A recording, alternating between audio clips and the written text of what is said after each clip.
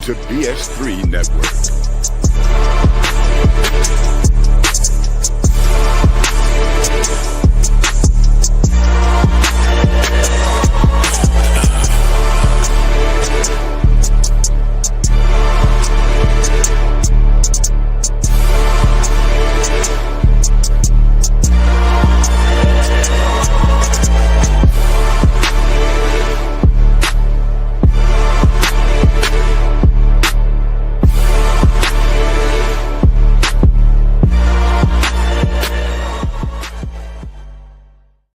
Welcome back to another episode of Locked. The Fourcast. I was thinking about another podcast I'm on, but welcome to another episode of the Fourcast.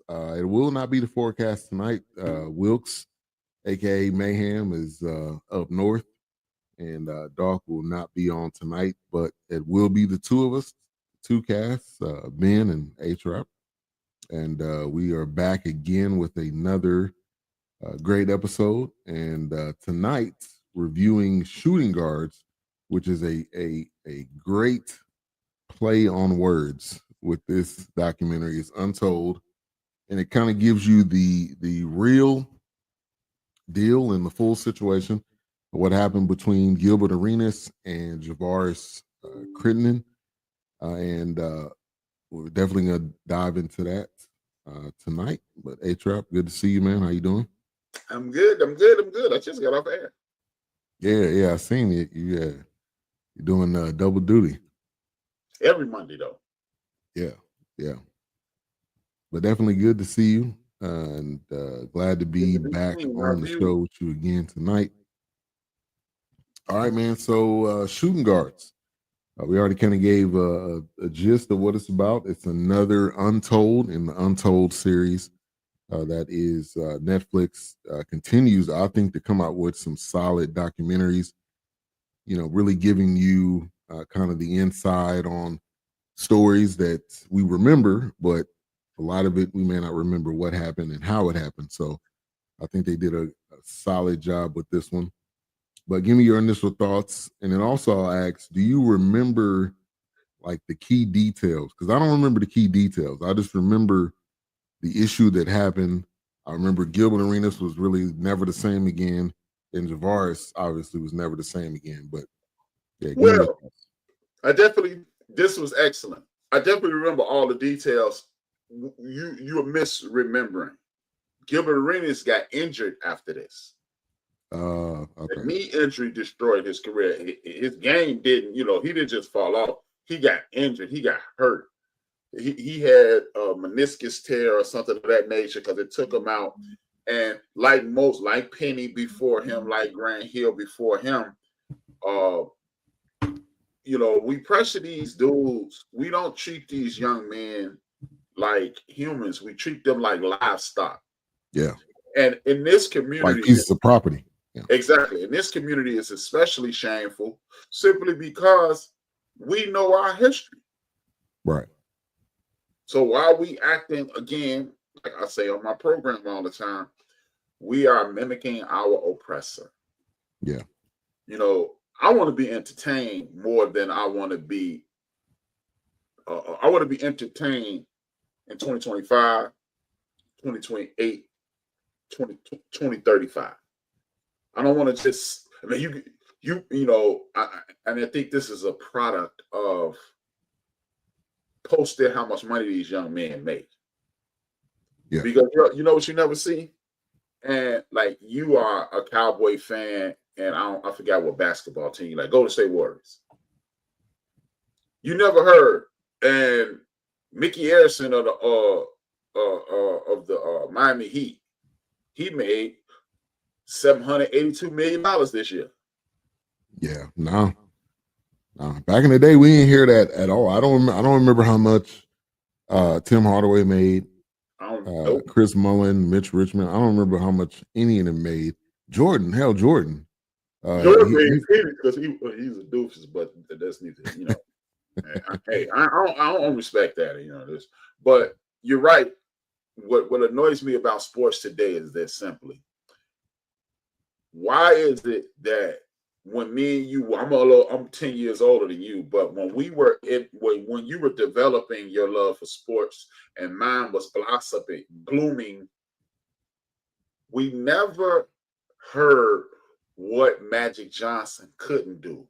You would hear once Magic Johnson get that jump shot in order, it's over. Yeah.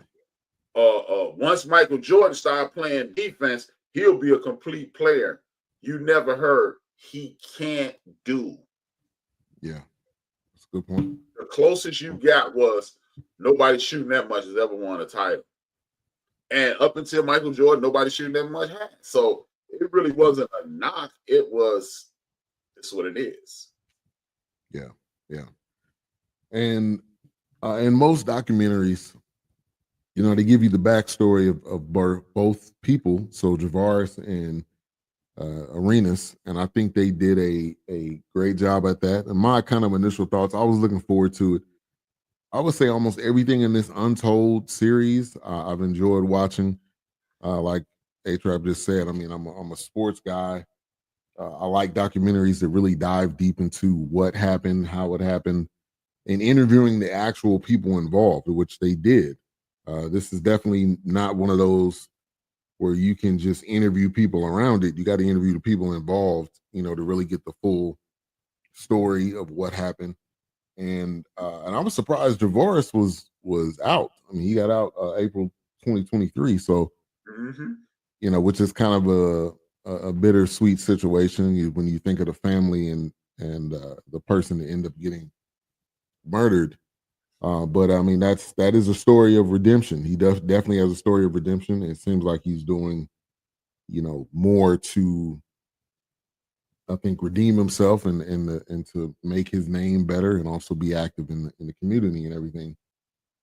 But not surprised, you know, Gilbert Arenas grew up as a class clown. Not surprised at all. I didn't know to what degree he was like the team clown and the guy that was messing with people to the point that they're ready to fight you. I didn't know it was to that point. I thought it was more like he was, you know, the jokester, you know, the pranks and all that. But the level that this went to, I'm like, okay, I get it. Because even in today's time, he's still kind of like that. Petty, he's matured, you know, he's a father now. Well, he's been a father, but he's a father of a son that's on the same path that he's on. So I think sometimes his perspective is changing. But yeah, give me your thoughts on the background. Did you know that about either one of them? Well, I didn't know anything about the Javaris Critton. I was a fan of his game, but I didn't know anything about his life outside of the court. And I knew everything about Gilbert Arenas. I'm a gigantic Gilbert Arenas fan. I knew all of that. Gilbert has openly admitted that it's been dudes on the team that have, like, when he got to the league, it was a couple of guys that beat him up. Because, you know, not a real beat up. They were just like, shut up. You know, they beat him up because he wouldn't shut up. Right. So but being a former locker room person, that guy is in every locker room. True. That dude is in every locker room. So it's just, you know, shout out to my man Larry Brandy. He made a mistake and called me. He was trying to call his brother tonight, and he was like, "You were a signifying dude," you know. And I was like, "Yeah." And we were talking about this fight that broke out in our little crew, and everybody blamed me because I was that guy. So maybe that's why I like Gilbert. So you were the Gilbert Arenas to your team. I was Gilbert Arenas in life. Not, you know, I wasn't that jokey, but, you know, like, I have been around people and they be like, "Man, I thought you said you were the joke guy," because I got a homeboy, he lives down there with y'all. And he was like, and then you beat up dude. And every story was, and then you end up beating dude up. And then you end up beating. And they was like, "Hey, man, I thought you said you were a joke guy." And then my boy was like, he was the joke guy. And he would tell people, "Don't get me started because you're going to want to fight." And so I can identify with Gilbert Arenas because, like Gilbert, I'm not biologically, I'm not an only child. because my siblings are so much older than me, I'm an only child. My developmental years are alone because they were in their teens and I'm 5, 6, 7 years old. So by the time I get 10, they're gone. Yeah. And it's just me and my mom. So I'm spending a lot of time with my mom. And then I'm the oldest kid. And then I'm the youngest kid. And then it's like, okay, I had all this energy bottled up. And so when I'm watching Gilbert in this documentary going, yeah, I know that guy. And that's probably why I talk so much now, because I had so much. When I start talking, I'm going to talk. Yeah. Yeah, man, you definitely got the gift of gab, man. No doubt about that. No doubt about that. Perfect person to start a podcast. And Arenas is a perfect person. You know, he's got his own podcast. He's been on Shannon Sharp's podcast, but he's a good storyteller. I'll give him that. Mm-hmm. The dude is definitely a good storyteller. Telling, you know, sometimes telling stuff people may not want him to tell. But you know, he keeps it 1,000. No doubt about that too. But he said in this, he never met his mom. So he was raised by his father, which I was not aware of that. His dad ended up moving to California, to the LA area, became like a bodyguard for some of the major actors during that time. And he was saying it, which I appreciated it. You know, like when I was in hard times, I made people laugh, you know, and I think that's like comedy 101. When you're frustrated, when you're upset, when you're sad, that's what comedians do. And I mean, I know you're a big fan of comedians, so man, like to hear that line, I mean, I think we've heard that in other documentaries as well, but that was interesting to see. I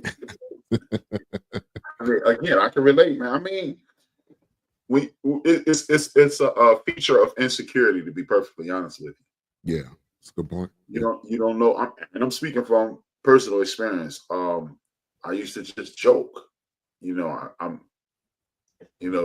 Initially I wanted people to like me, and I grew out of that.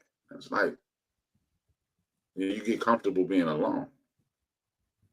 Yeah, and I mean, I've known numerous guys from high school that they, you know, when I look back on it, they just wanted to be liked. In order for them to be liked, they had to be the class clown, which would affect their grades and affect their, their future. But they just wanted to be the guy that was well liked. To any degree, it didn't matter. Like to the detriment of their own, future. They wanted to be that guy. Hey man, I think I told you the story about how I went to see Raw, right? Yeah. That I wanted to, I couldn't let Alex, Cedric, Larry go to see Raw alone. So I knew how to get kicked out of class. So I set up it, I couldn't miss that class anymore. And it was like 6th period English. And I told Larry, Alex, and Cedric, meet me at the back door. I'll be at a minute. And she took attendance. I cracked up William Shakespeare, which really to this day, I think Miss Swanco. Yeah, Miss Swanco. I think she was dating William Shakespeare or something, because you say anything about Shakespeare, she got upset. So I was like, she was ready. Yeah, the English teachers, man, it was ready to. Yeah, don't talk about that. Was the detriment of my grades. It was just. Yeah. And I think when it comes to athletes, a lot of times that gets that's Gilbert, and Gilbert's the star of the team, and your talent outweighs your shortcomings or your grades and all of that. And I think that, but in this situation, both of them were what they were saying, good students. They also had a good village, a good structure, helping to raise them. So, but in other stories, though, this guy is the most talented guy on the team. You don't have to worry about homework. You don't have to worry about that. You can just be the class clown as long as you show up for practice, and But this was not the case in this one. Okay, I got a question for you. As we watch this, you see in my opinion, what do you think is the NBA's responsibility to these young men? I think it's to teach, to train and equip. Now, it's up to the ultimately it's up to the player's choice of what they want to do. But I think they should give them hey, this is the guy that made it. This is the guy that now owns 20 restaurants and he's done everything well with his money. And this is the guy over here who blew most of his money, and now he's, trying to build it back together. So I think they need to do those three things: equip, train, and inform. I don't think they do. Because, okay, watch this. You're a sports guy.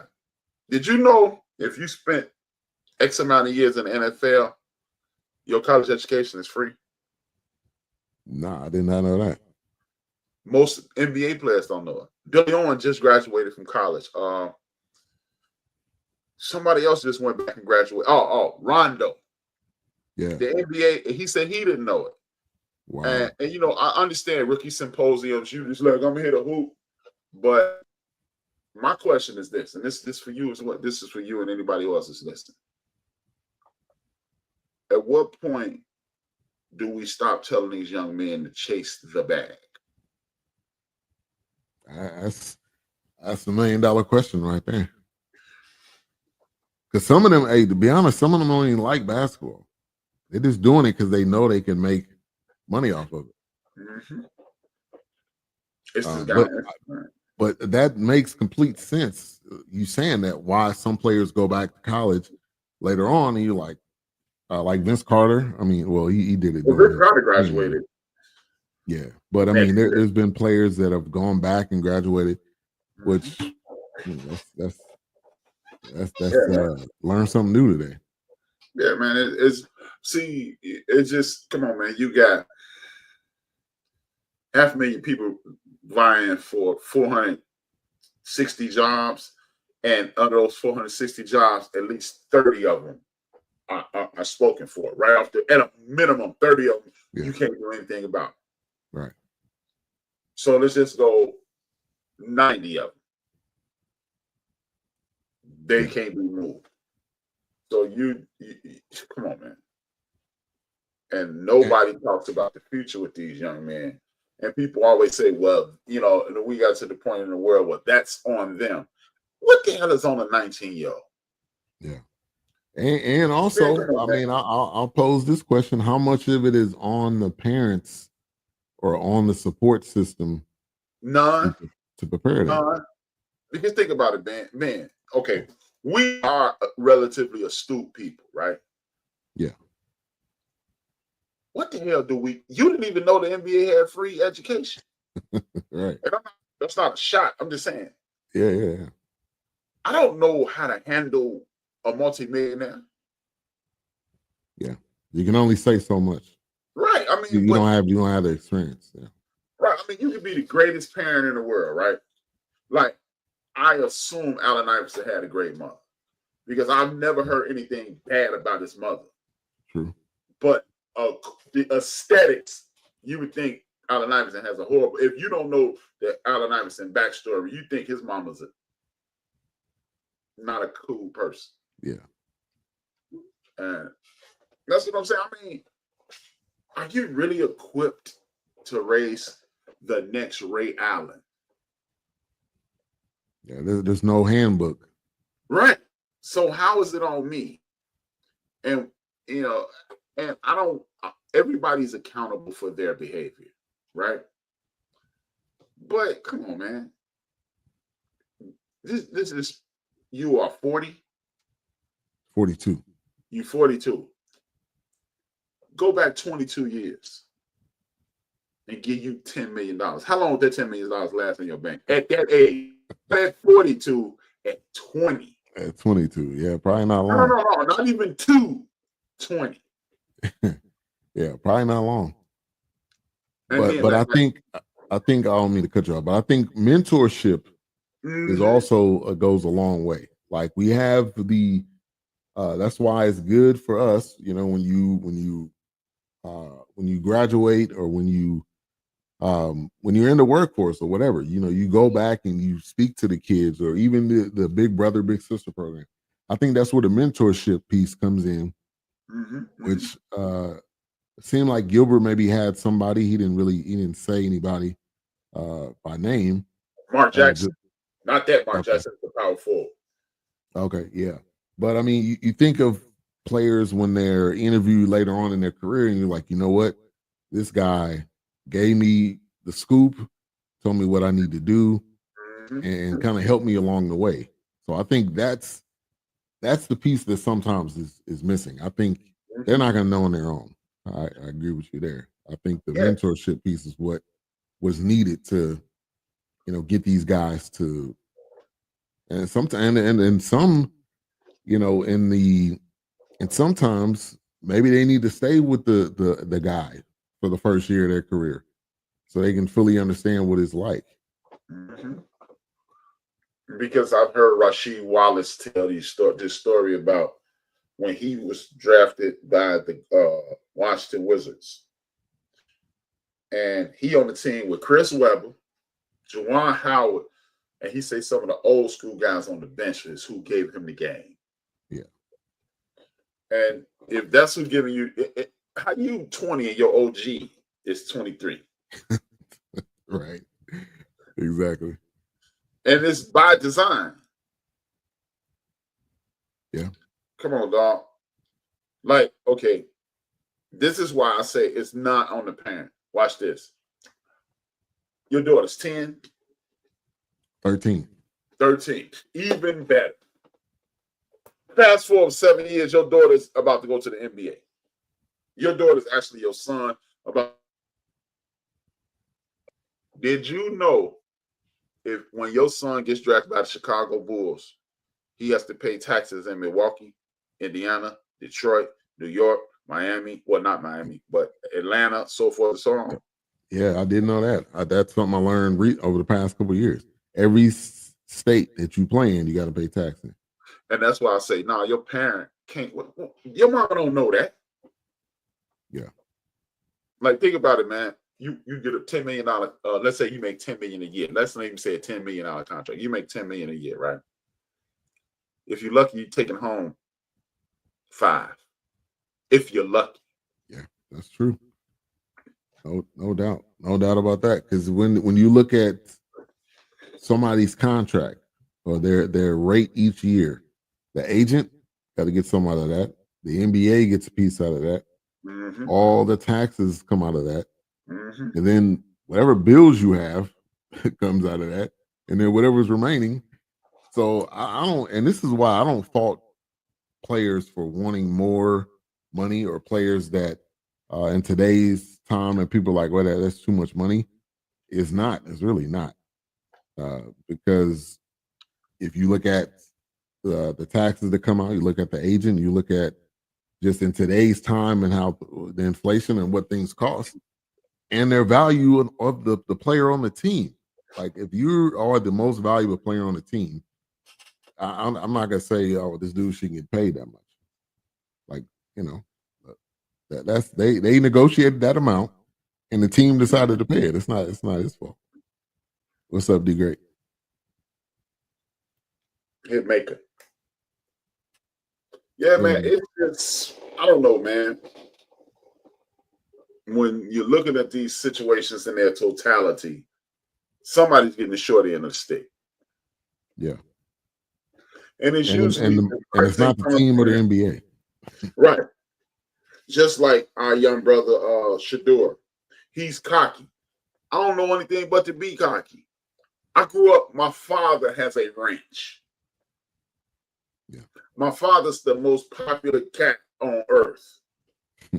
Or in the conversation. Yeah. What am I humble for? Yeah. And it's a double standard.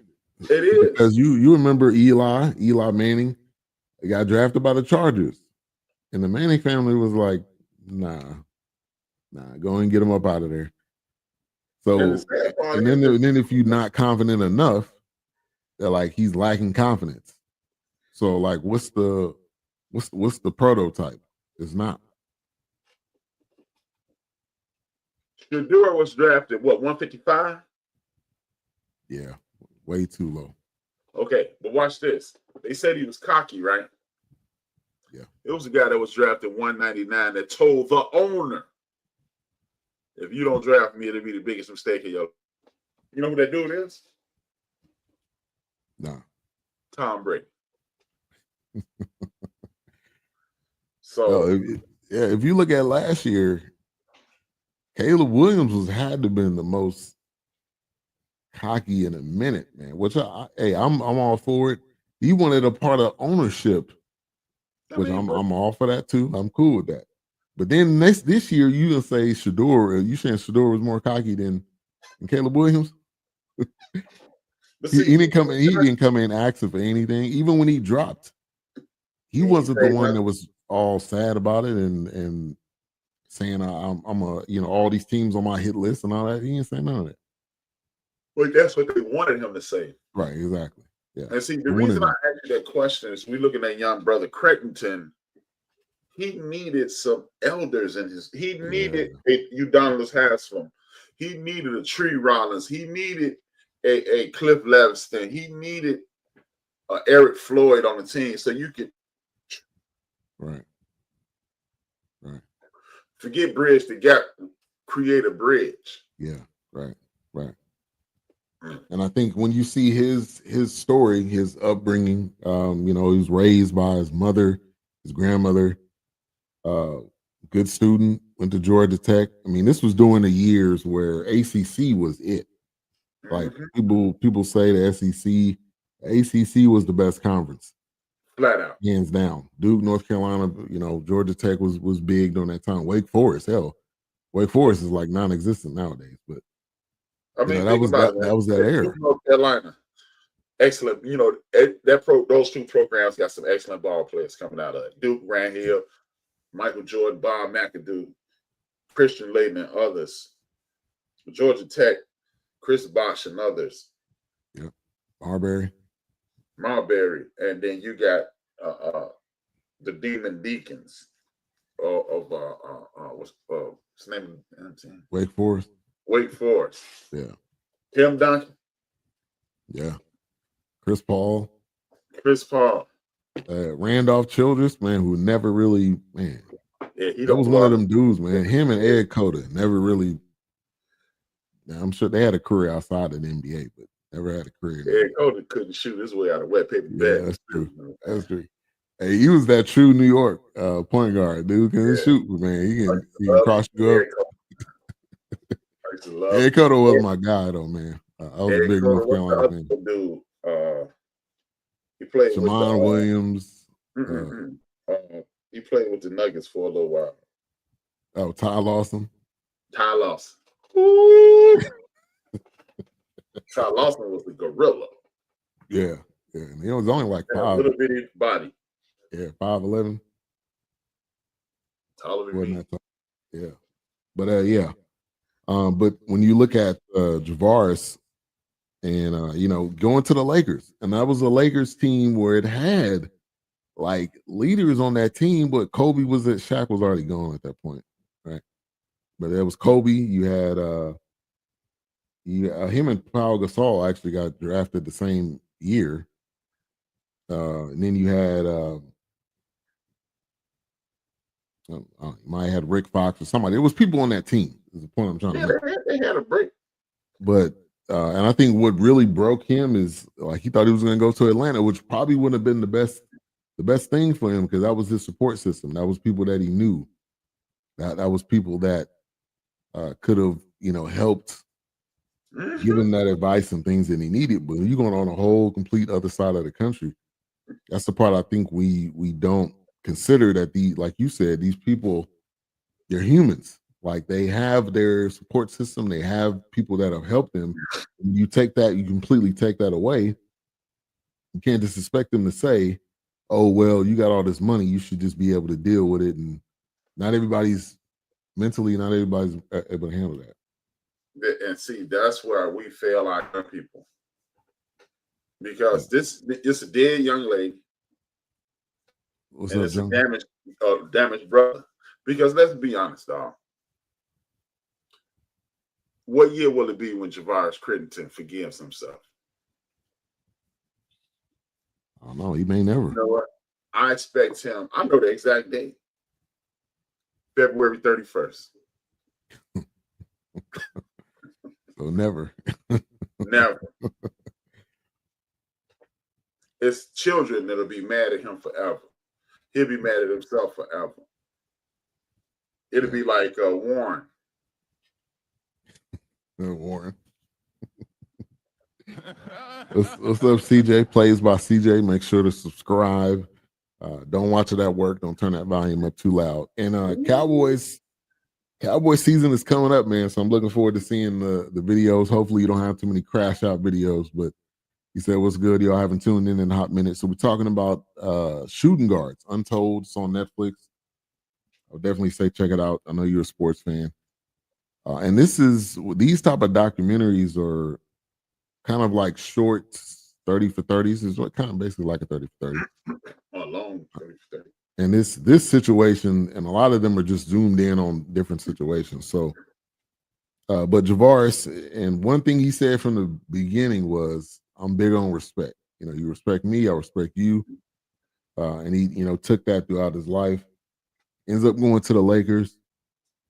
Just didn't really work out. It was on a team where Phil don't like playing rookies. It was the triangle. It really wasn't, the best fit. He ends up going there. Then he ends up going to the Wizards. And Arenas ends up going to the Warriors, which he was at the same time he was with the Warriors.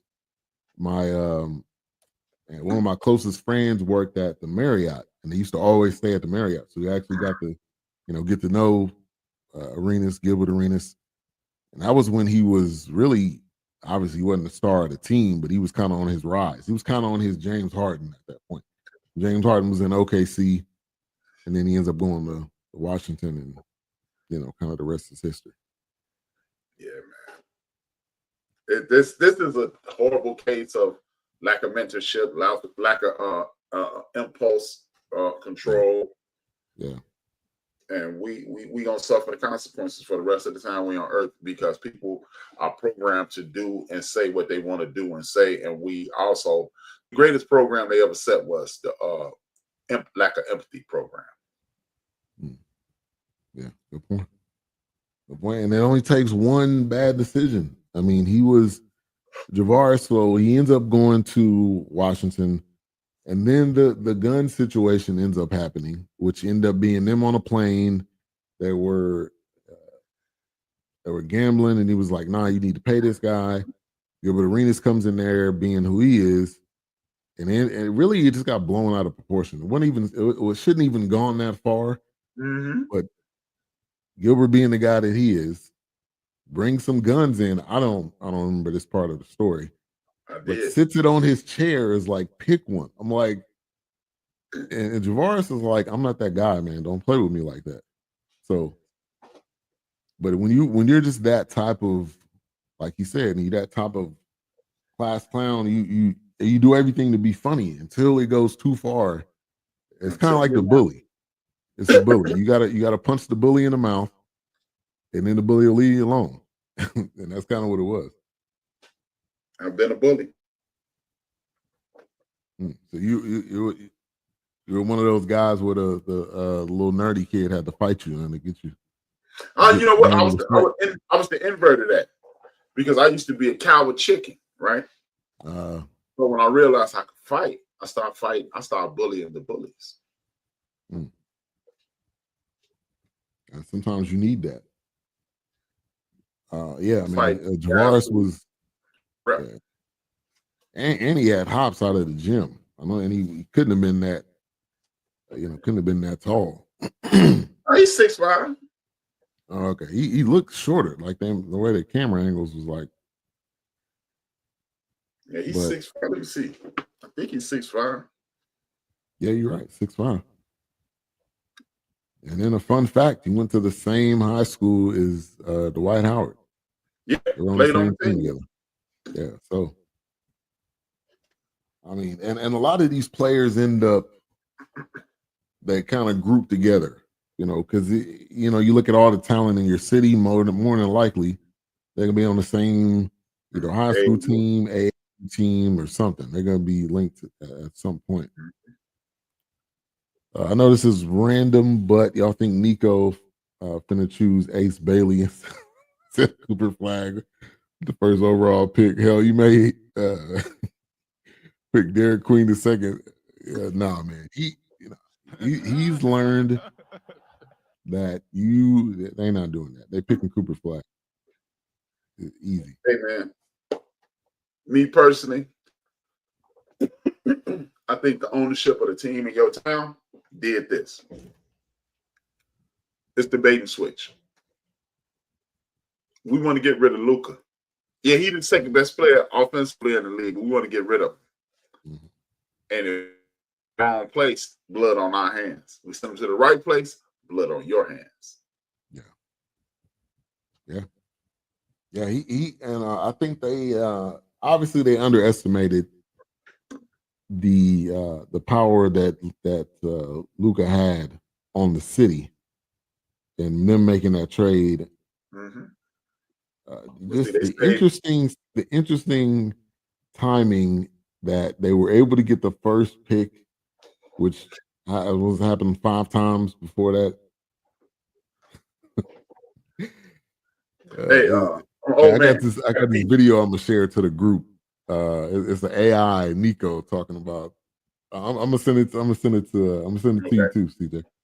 I got an old man P. All right. So hold us down. Yeah, I got you. Jungle says Javaris would dunk on you without a second thought. Yeah, man, it just had crazy hops, man. He did look like a young A-Trap. All right, A-Trap will be right back in just a minute. But until he comes back, I'll add him back on. But again, we're talking about Untold Shooting Guards. It's available on Netflix. And so when you look at this gun situation, which again, watching this documentary was great because I don't remember some of the key details, but Gil and Javaris ends up getting into it. They end up bringing guns to the locker room. Gil sits the guns on his chair in the locker room and says, pick one. Because he's like, Javaris like, you don't play with me like that. I'll handle you. Javaris ends up bringing his gun to the locker room, and he ends up cocking his gun. Everybody gets, shook. And the guy that had the story was Peter Vesey. Anybody that's followed the NBA at some point, you might have heard his name, but he's a journalist that was always looking for the next best story. He broke a lot of scandal stories that he was able to break because he knew somebody. He had an inside source in different situations. But Peter Vesey ends up breaking that story, and it was all hell broke loose. Which, man, if that's like the team camaraderie 101, man. If you definitely don't want to have some reporter comes in there, which happens all the time, and the guy leaks the information, and then the story goes out. They would say really didn't want the story to come out, obviously. Right.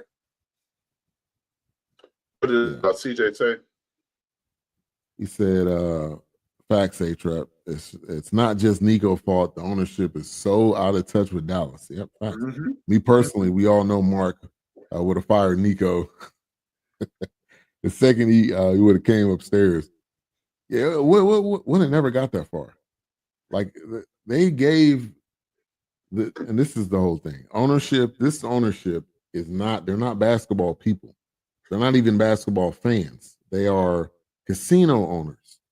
They're looking at this as a business deal to help them bring gambling to Texas. That was their whole purpose, and that's why they cast out, Cuban so major that he was like, "Oh, I'll take this deal." But yeah, it was a bad deal. It was a bad deal.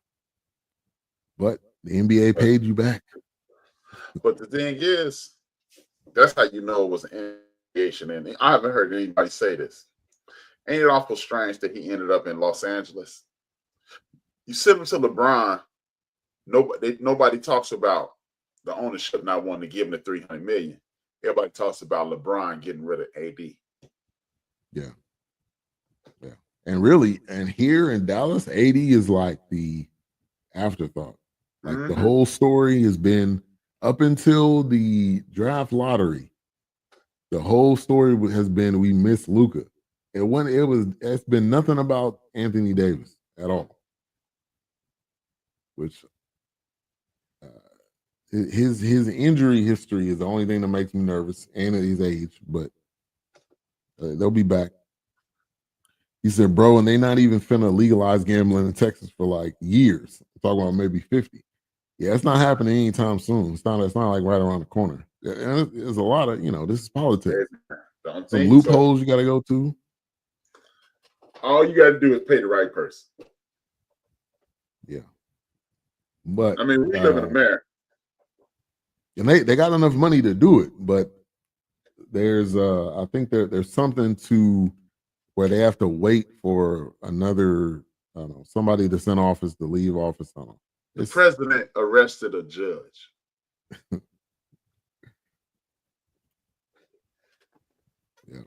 What's up, Paul?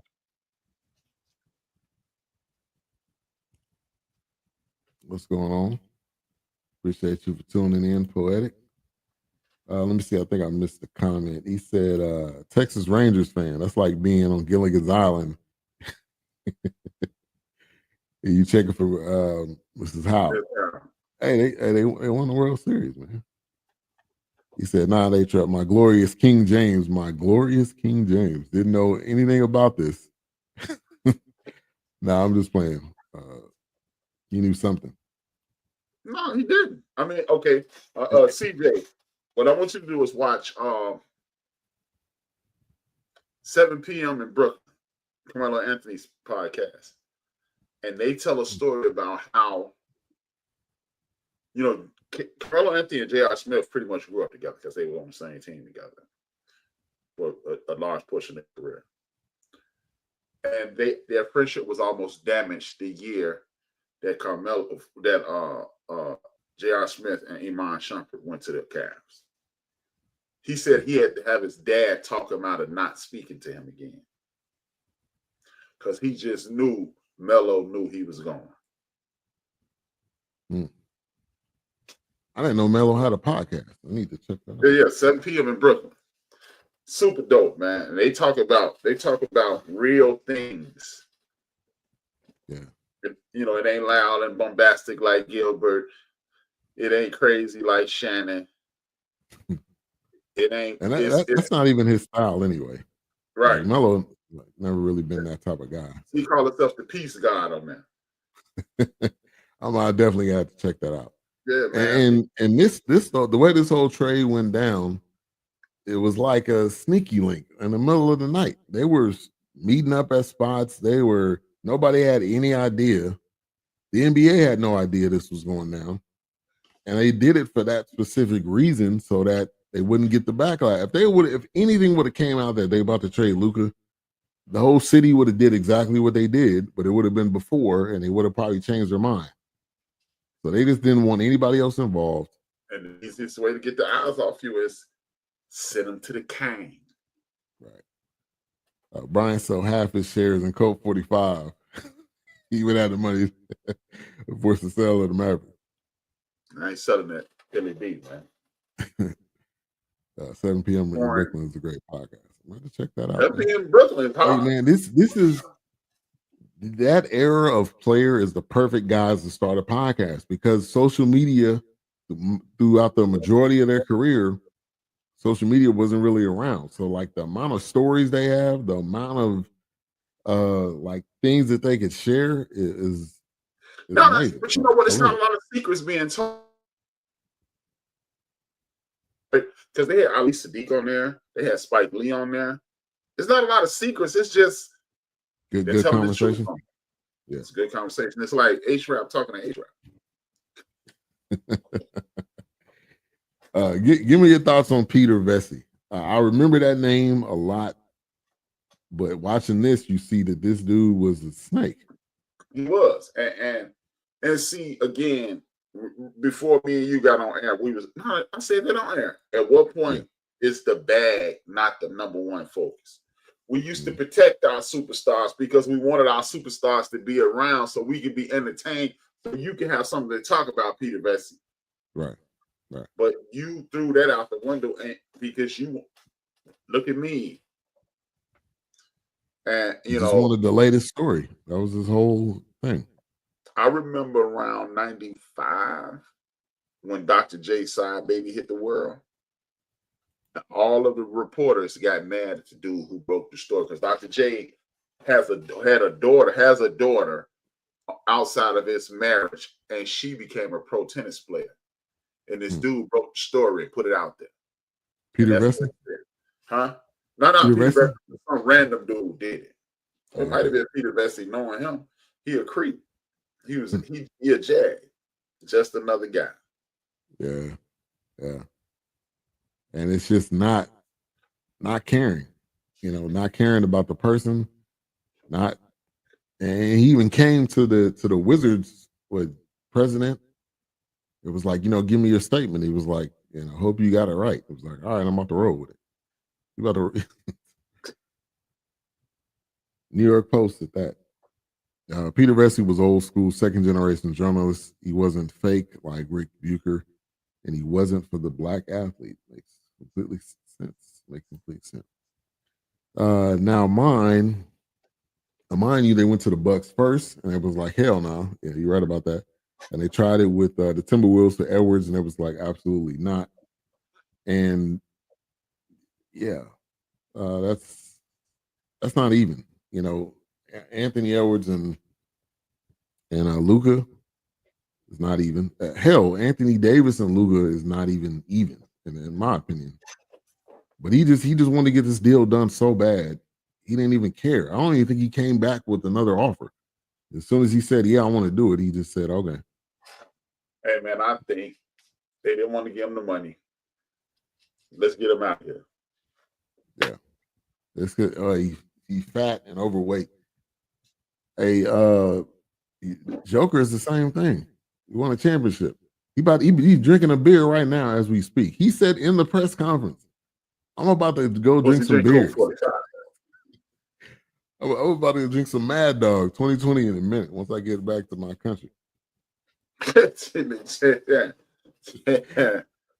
Where was the outrage when Dr. J shaved his beard and mustache? Why do so many women have so much? Why did Dr. J shave his beard and mustache? What's up, Big Illinois? Good to see you, man. Confidence in the house, Big Illinois.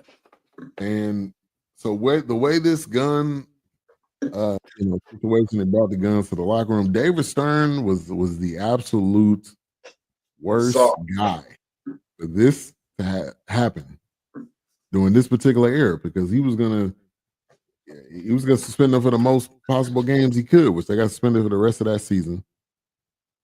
Javaris ended up coming back to Atlanta in 2010. Didn't get another job since then. I think he went to China for a minute, but he just wasn't really feeling that. And the situation, man, you come back to your city and everybody knows who you are. It don't matter where you go. People are not looking out for your best interests. He ends up getting robbed twice. And I think that type of person he was when he talked about respect, was like, nah, I need to find this person, because you don't do that. Yeah. Things end up going south from there. Let's answer this question. Do y'all like David Stern or yes, Adam Silver? I like David Stern over Mr. Burns. Yes. Man, David Stern was just a hard nose, man. I can't. I think I would say Adam Silver, actually. David Stern just tried his hardest to be the rule with iron fist. Yeah, the dictatorship. Adam Silver, you don't really see a lot from him. He almost lets the players do whatever the hell. Players almost got too much power with Silver. Hey, check it out.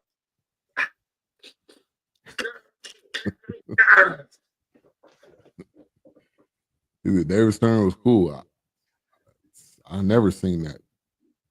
Maybe I was too young to realize it or see it, but I ain't never seen that. That was cool. Skip Bayless was a snake during the Bulls dynasty. Skip Bayless was a snake here in Dallas. He's still he an old snake now though. I don't even think he's not even doing sports He debate. is. Or not debate, but he's on the podcast. Oh, this is his own thing. It should be called Mr. Irrelevant. It should be called the LeBron James Hater, the biggest LeBron James Hater podcast. What it should be. David Stern was good for that era, but Adam Silver is great for this era. I guess a great point. Great point. Adam Silver making the owners money, but he gave too much control to ABC, ESPN. Yes. Now it's going back to NBC. And they're supposed to have Jordan as a correspondent. Did you hear about that? Yep. That's going to be interesting. That is going to be. Is RG3 from Texas? I believe yes, he is. He is. He's a hostage. Blink twice if you're uncomfortable. Look. Yeah, he's from. Where is he from? I think it said Odessa. No, he was born in Japan, but he grew up in Corpus Cove. He said, "Yep." He said, "Disown him now."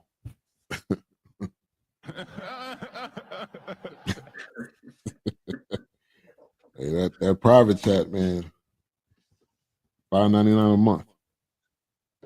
All right, so Javaris was robbed twice. Ends up going to the police station. They're like, tell us who it is, and he's like, I'm not gonna tell you. I'm gonna handle it myself. He ends up finding the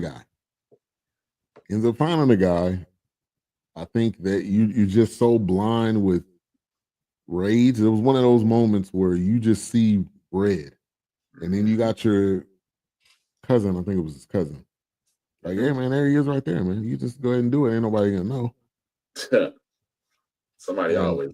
Somebody, yeah. It's you, man. And the car, the license plate, like you ain't 6'2", you ain't 6 feet. Yeah, man. And so he ends up shooting. He didn't realize, from what is the story, he didn't realize it was two people. Mm-mm. He thought it was just a guy.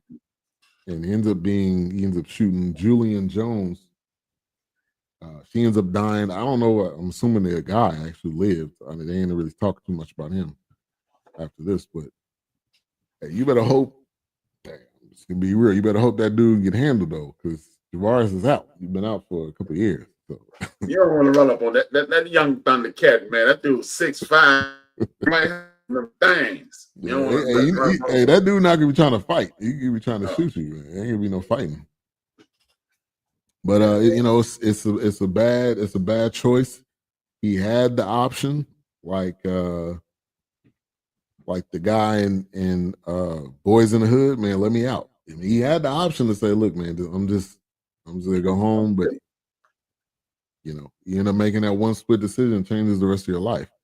Yes, indeed. Now he ended up going to jail. I think it was for 10 years. Yep, and getting released. I would love to see, which I thought they were going to do this at the end, him and Gil like dab each other up, but I don't think they're at that already. A couple years ago when he got out of jail, they were cool on his show. Oh, okay. I didn't see it. I thought they would have did it in the documentary, like at the end they all come up and. But it seems like Javaris was saying, he's matured. I can respect him more at this point. Mm-hmm. And Gil was real about it too. Like, I had my part in this. Obviously, he made some decisions, but I had my part in it, and that's maturity. Realizing, okay, I contributed to his demise. I contributed to him being felt like this is what he had to do. So it's good to see these guys mature. Gil's doing his thing. He's got his son. end up getting in a horrific accident. He's better now. He's on his track to really follow in his dad's footsteps. I think he's taller than his dad too. Maybe a better shooter. You're like 6'7". Yeah. So I think now it changes. You know, you're not the Gilbert Arenas, the star Gilbert Arenas. You're the dad now. Question. Passing down that mentorship we've been talking about. Don't this, if they don't win another championship, don't kind of taint Steph Curry's legacy? You think does it taint his legacy? I don't think so. But they're not going to win another championship. Now. Yeah. I think his legacy is where it is. It's one of the best shooters. I think that's what his legacy. I think his legacy is. I don't know. I don't think it's linked to like being one of the best all around players. I just think it's going to being the best shooter. Yep, I totally agree. Top 10. You know, people forget about Craig Hodges. Hell, Ellis. Yeah, hell, his dad. Throw his dad in there. Dale Curry. Yeah. Big Illinois moms. Wow. Well, we're firing shots. Yeah. It's the arms show for like 35 years.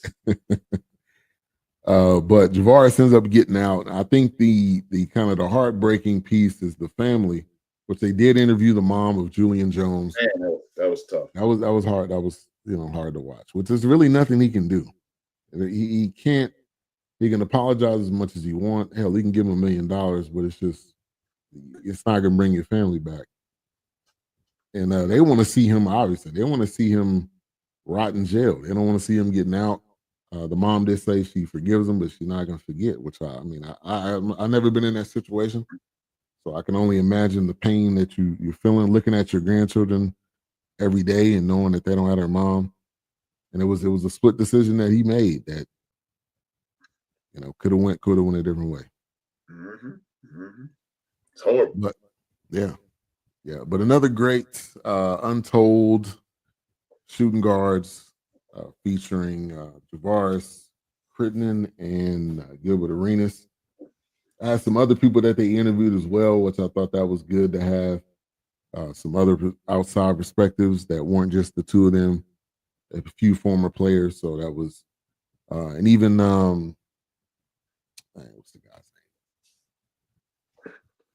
name? Used to play for the Lakers, and he played for the Wizards. Man, drawing a blank, but anyway. Yeah. All right. So next week, we're gonna be rounding some things out. Let me see if I can get a clip. If you want to give your final thoughts. My final thoughts is this is a great story. This is a perfect example of what we're doing today in media. It was wonderful. It showed you the flaws, the chinks in the armor, and the unnecessary nonsense that seems like young men go through to be in the NBA. Yeah. I think we don't really look at the person. We just look like, oh, this guy's a star. Oh, this guy, everything he's done. He's going to be an instant success. Like, we got to be real. We don't know if Cooper Flag is going to be good or not. Cooper Flag could be a straight bum in the league. We don't know, but we say this is what these people are going to be. We don't know what their maturity level is like when they get all this money. Hell, he can be coming to camp like Luka with a hookah lounge and a beer in his hand. So, he was already doing that with the Steelers. You really gotta think about the person. I think, and we don't do that enough when it comes to these athletes. But one side of the story, and one thing we didn't touch on too, I forgot to mention, Gilbert Arenas was basically trafficking guns on the team plane. Like, that tells you the star player. Nobody really paying attention. Go check me, bro.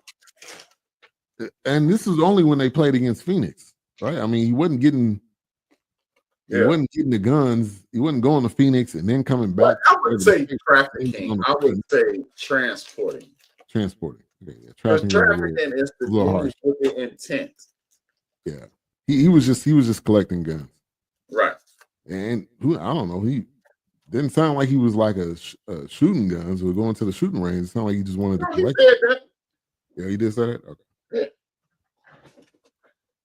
Yeah. So yeah, I think it was definitely up there with the Untold series. It's told the story. Really good to see Javaris out and good to get his perspective. Also, they gave the other side of it, like, hey, he killed somebody. This is the mom, and this is how she feels about it. This is how she's dealing with it, and it's still hard. Like that's gonna be hard for the rest of her life and the kids' lives. But I appreciate her for coming on and doing this documentary to really share, how she felt, because that's not easy to relive and to go back through. So yeah, it was great. I enjoyed it. I would give it a 4, like a solid 4. Same thing. Yep. All right. So next week, we are going to do Ali Sadiq, my 2 sons, and it may be the 2 of us. I don't know, depending on. Wilps don't like comedy, so maybe not. But this, and I've watched a few of his comedy specials that he has. The dude is hilarious and an excellent storyteller, man. This dude can tell. I'm looking forward to the stories kind of more than I'm interested in laughing, because the dude is just able, the way he tells stories is, and he definitely has that. It was insane. Yeah, and he definitely has that that Dave Chappelle to him, when you're pretty much on the edge of your seat, just looking forward to waiting to hear what he's about to say. And so it's called My 2 Sons. I'm gonna get a clip here in just a second. But yeah, give me your thoughts on Ali Sadiq. Is he where does he rank in your comedians? Okay. I can't tell you where he ranked because I'm creating a show around rankings. Okay. And I don't want nobody stealing. I ain't being funny. I'm not being facetious at all. I think he's this generation's Bill Cosby. Wow. That's strong. I ain't never seen him put no pills in nobody's cup. No, I'm just playing. Sprinkle me, man. What's that over there? But the guy is, I underestimated his comedy. The guy is hilarious. All right, so we got a clip here, or we're gonna review next week. We'll be right back. Close it out. Ladies and gentlemen, Ali Sadiq.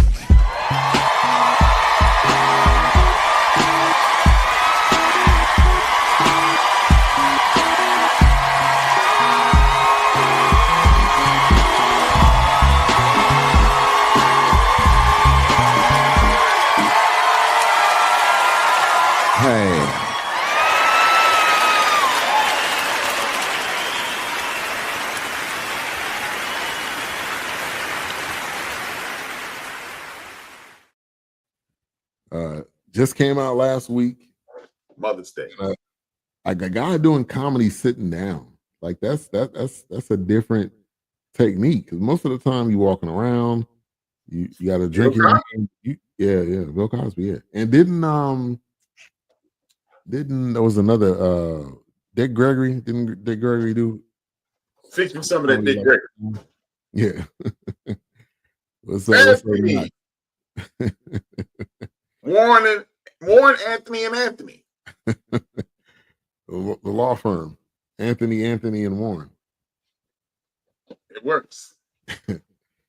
All right, so next week, Ali Sadiq, My 2 Sons. Make sure to check that out. And all of his comedies are on YouTube. He is he's growing his channel. He's almost at 865,000. So go to subscribe, go to watch it. I mean, it's free. But he's definitely making his. You know, Instagram channel too. If y'all want to go over there and subscribe. There you go, definitely. Okay. subscribe to all these channels right here. I'm about to put down below. BSC Network, Queen 3 and King, the Fourcast, and the End of the Bench Media. Make sure to subscribe to those. A-Trap had a show today. What was that about? I drew the parallels in Malcolm X's life and history of the world, the history of Black world. Took it all the way back to the original name of Africa, which translates to Garden of Eden. And I walked you through life and showed you how this is important. You know, he is important. His actions are important. We're all important, but these things are needed. Yeah, definitely. All right. Well, we will be back next week. It'll be a combination of 2 to 4 of us, but we will be doing Ali Sadiq. So check that out. I think it's less than an hour, hour and 16 minutes. And definitely check that out. We'll be back next week. If you want to go ahead and close this out, A-Trap. Dream those dreams, and man, I'm woman to believe those dreams, because life without dreams flows in black and white. Life with dreams flows in technicolor surround sound. And that just made me being woke 24 straight hours. Wow. Man, get some rest. Peace.